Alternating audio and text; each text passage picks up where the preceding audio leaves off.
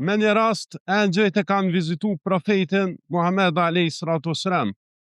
Dhe gjatë vizitës së tyre e kanë sjell një shembull për profetin a.s. Ka thonë le t'ja sjellëm një shembull atij. Shembulli i tij është si shembulli një personi i cili e ka ndërtu një shtëpi dhe aty e ka përgatit një gosti dhe pastaj e ka dërguar një të dërguar që t'i thërret njerëzit në gostinë e tij. Ai cili ju ka përgjigj ftesës, ai do të haj prej gostisë, kurse ai cili nuk i përgjigjet nuk do të hanë.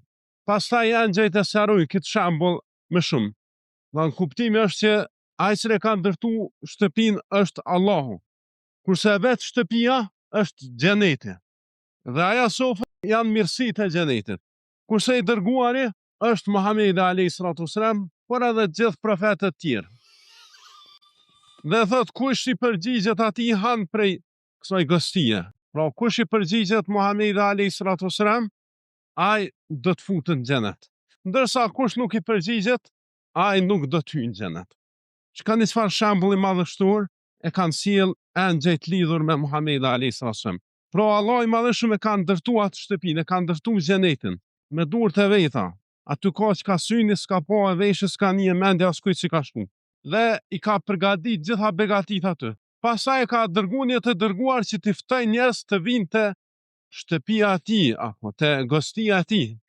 Dhe kush i përgjigjet atij të dërguari do të futet në villat, në pallatet, në lumejt e krijuesit. Kurse kush nuk i përgjigjet, ai nuk do të futet aty.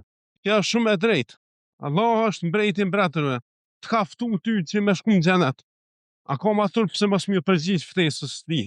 Prandaj ai cili nuk i përgjigj ftesës, ata nuk do ta shijojnë mirësinë më të madhe, futjen në xhenet dhe shikimin e Zotit. Kështu që le t'i përgjigjemi profetit a.s.